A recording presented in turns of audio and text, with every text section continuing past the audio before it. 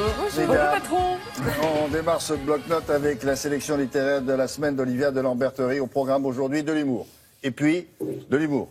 Et encore, de l'humour. Et oui, on en a besoin. C'est pas moi qui le dis, c'est vous. Alors, un premier livre. De l'humour malin. En plus. Oui, c'est malin. C'est évidemment drôle. Ce sont des livres survitaminés. J'aime bien le titre du premier. Oh bah oui, on lui donne direct le titre le prix du titre de l'année, pardon. Un bon écrivain est un écrivain mort de Guillaume Cherel aux éditions Mirobol.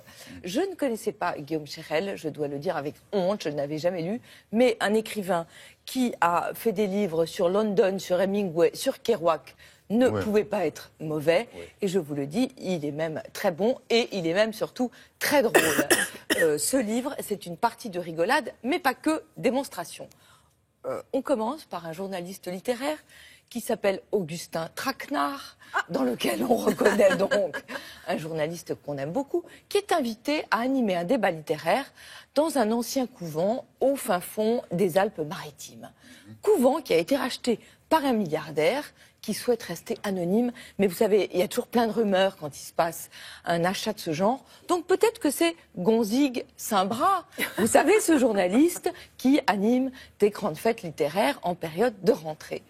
Et puis, ce milliardaire, ou cet inconnu, a eu l'idée d'inviter 10 écrivains très célèbres pour passer le week-end et faire des débats. Alors je vous les cite: Frédéric Belvédère, Michel Houellebecq, Amélie Latombes, Delphine Végane, David Mykonos, Cathy Podkol, bien, Tatiana de Roseraie, Christine Legault, Jean de Moisson et Yann Moix.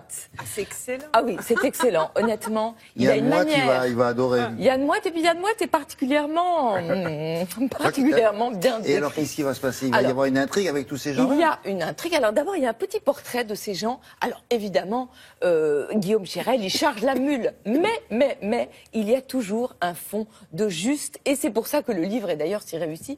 C'est que les portraits, ils sont excessifs, mais ils sont... Ça que le livre est d'ailleurs si réussi, c'est que les portraits, ils sont excessifs, mais ils sont vrais en même temps. Tout ce beau monde arrive dans le château. Alors tout le monde se déteste. Il y a des, c'est pas scènes faux non plus, hein. absolument hilarantes.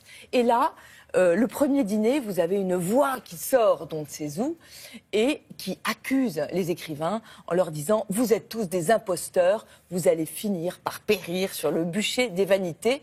Et là, petite comptine qui va nous rappeler quelque chose: 10 écrivains prirent leur repas. Le premier mourut étouffé, le deuxième fut piqué par un scorpion. Les 10 petits nègres. Et là, les 10 petits nègres. Ce livre est un pastiche très très réussi et très très drôle des 10 petits nègres, dans lequel les 10 écrivains, je ne peux pas vous en dire plus. C'est aussi, et c'est pour ça que je trouve que c'est très spirituel, une satire du milieu littéraire parisien. Mais ça ne fait pas rire que les journalistes littéraires. Ah non, ça fait rire tout le monde. Ah non, ça fait rire tout le monde. Non, parce que si on dit tiens, c'est réservé à une Pas élite. du tout, parce que c'est pas du tout codé. C'est ça qui est drôle. C'est que il vous raconte le milieu littéraire aujourd'hui. Eh ben oui, on picole beaucoup dans le milieu littéraire. Eh ben oui, on s'invective beaucoup. Et on se déteste beaucoup. On se déteste beaucoup. Oui. Si on veut être plus sérieux, il le dit assez bien, c'est l'ère du ricanement généralisé. Oui. Et je trouve qu'il y a contagieux, quelque chose de terrible. très juste. Ouais.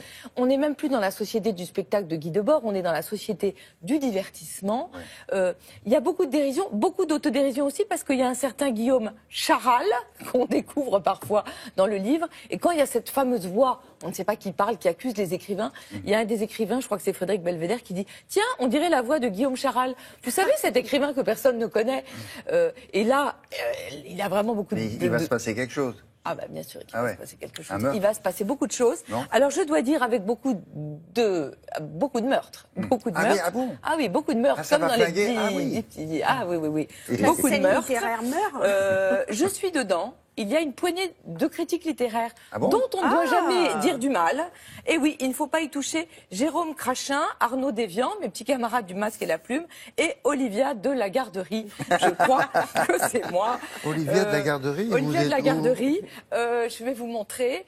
Il y a aussi François Brumel. Ah oui, d'accord, voilà. vous êtes tous là, quoi. À la fin, Vous en il y a prenez cette pour votre petite grade, vous phrase que aussi j'aime beaucoup. Non. Non Je suis un petit peu épargnée. Non, oui, pourquoi non, on dit juste qu'il ne faut pas dire du mal de moi, parce que sinon je peux me venger et devenir une Diane vengeresse absolument terrible. Ce qui n'est pas faux non monsieur plus, le hein. connaît bien. Qui aime bien, charrie bien. honnêtement, livre le plus drôle de l'année, Un bon écrivain est un écrivain mort, de Guillaume Cherel, chez Mirobol. C'est très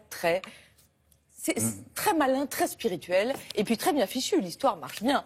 J'ai 1 minute pour vous parler de Nora Hamzaoui. 30 ans, 10 ans de thérapie. Alors elle, c'est une vraie humoriste qui se produit sur scène, qui fait des chroniques pour Gradia, qui fait des chroniques sur France Inter, autour d'une même thématique. Comment, quand on a 30 ans et qu'on n'est pas blonde avec des gros seins et qui a beaucoup de fiancés, comment est-ce qu'on peut trouver ses marques et sa place dans la société? C'est fait à partir de petites scénettes entre la psychanalyse et le journal intime. Et je trouve qu'on s'y retrouve toutes. On a toutes en nous quelque chose de Nora Hamzaoui. Alors il y a des questions existentielles. À partir de quel âge est-ce qu'on doit arrêter de regarder la boum? Moi, je dis jamais, hein. Jamais, on peut toujours y aller. Enfin, moi, je regarde avec mes enfants, mais... Voilà, après, on a la lubie des enfants. Alors, ça, c'est un alibi, mais quand on a 30 ans, on n'a pas encore forcément des enfants assez grands pour regarder la boum. Donc, c'est une fille, elle passe sa vie, en fait, vautrée dans un canapé avec des vêtements vautrants.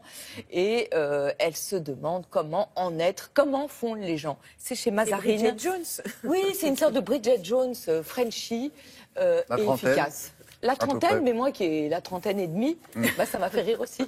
Ah oui, il dit ça, que vous avez la trentaine et demie il dit ça là-dedans? Non, c'est moi qui viens de l'inventer. J'ai la trentaine et très demie. sympa. C'est bien, c'est bien. Votre nouveau copain, Ah, mon nouveau sympa. copain est très sympa, honnêtement. Et puis, il est très bon écrivain. En Et plus, en plus, il est vivant. Donc, Ouais. Merci beaucoup.